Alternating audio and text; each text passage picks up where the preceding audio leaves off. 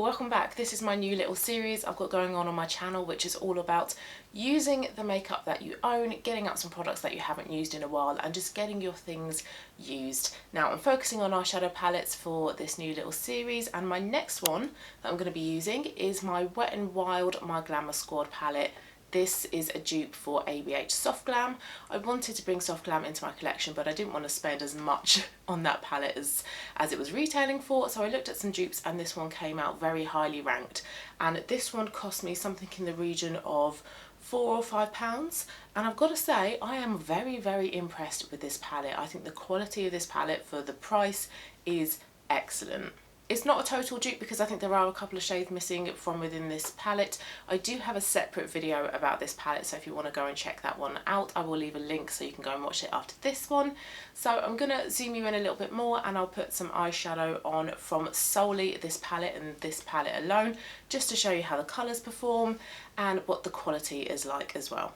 And this palette is right up my street because, as you can see, it is very neutral, it's very warm toned, and it's full of bronzes and coppers, my kind of shades. And this series is kind of turning into a how many different but also similar neutral brown eyeshadow looks can I create with my eyeshadow palettes. Just priming my eyelids with MAC Paint Pot in Painterly, like I've done in all of these videos. This is what I do every single time that I wear makeup though. I have oily eyelids, so I need to prime them. Now there doesn't seem to be a sort of matte ivory shade within this palette, which is what I like to use to set my eyeshadow primer. So I'm actually going to use their transition shade. It's even got transition written on it. It's a very light peachy brown. Now yeah, it does have transition written on it, so it is intended to be used in your crease, but I am just going to use it all over the lid because I think there's a couple of other shades that I could use as a transition shade. So I'm just going to use a little bit of this just to set this eyeshadow primer. I could have used an ivory shade from one of my other palettes, but like I said at the beginning, I want to create a look entirely from this palette.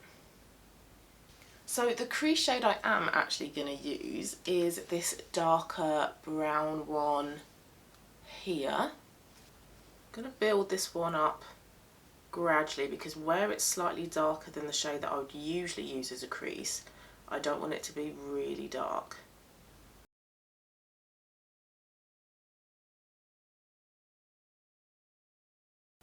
There's not a lot of kickback with this palette, which is good.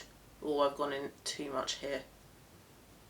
Yeah, let's take a clean brush and blend this out. Yeah, there's not a lot of kickback when you put your brush into the palette like there is with the ABH palettes, which is good.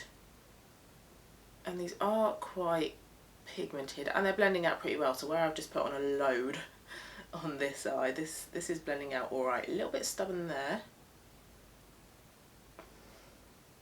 but we're getting there. That's fine, that's better. So yeah, that hasn't turned out too dark at all as a crease shade, that's alright. I'm going to go for a shimmer on the eyelid. There are a couple of shimmers, well there's actually 4 shimmers, 2 here and 2 above it, but I'm going to go for these 2 here because they are more gold, they're more warm, and I'm going to take the darker one, this more pure yellow gold. I'm going to try it on a brush first. Oh, that's picking up alright. I can't remember whether it's best to use a brush or your finger with the shimmers in this palette. If you're unsure, then a finger is usually better than a brush. But that's picking up alright.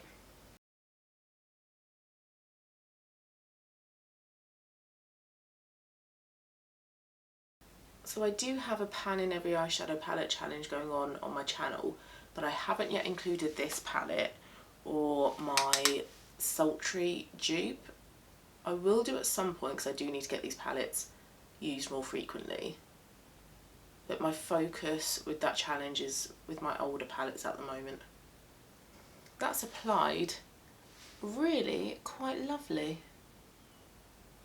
and that's really easy to blend as well. I don't have any sort of shimmer under my eyes as well. So where I've done my sultry dupe video for this, the shimmers in that palette were really difficult to work with. You need like a sticky tacky base. I used a glitter primer. You don't need that with this palette.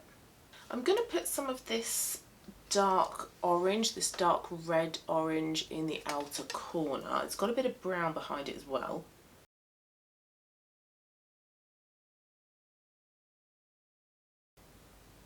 I'm going to build this up slowly.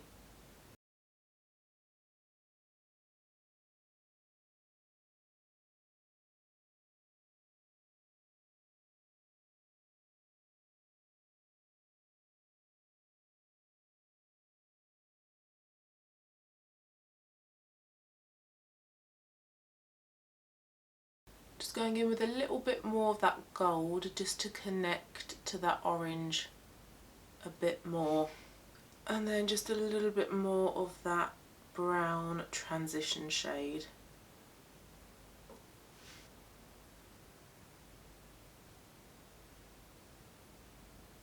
I really am very impressed with this palette. It's a similar price to the Sultry dupe from Revolution that I bought, and I much prefer the quality of this one. I just think it's so much easier to work with, and the shimmers and mattes are both of really good quality in this palette, whereas with the Revolution one the mattes were way better than the shimmers, and I feel like this look is nicer than the Sultry one as well. It's a bit more blended.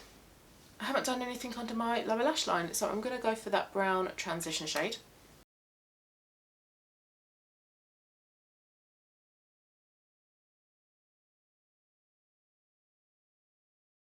And for an eyeliner, I'm going to go for this really dark brown. This one's also got transition on it, but that would be far too dark for me as a transition shade. This one would very much be an eyeliner shade or a shade to darken that outer V. And this one is working fine as an eyeliner shade actually, it's really quite pigmented. And that's it with the eyeliner on that brown eyeshadow. That's worked really well. That's worked really nicely. And then for my inner corner, I'm going to use the lighter of those two gold shimmer shades, and I'm also going to put some of that under my brow bone as well. Oh, that's really pigmented. That's come through quite nicely. Again, better than the shimmer from the Revolution palette that I used to do this with.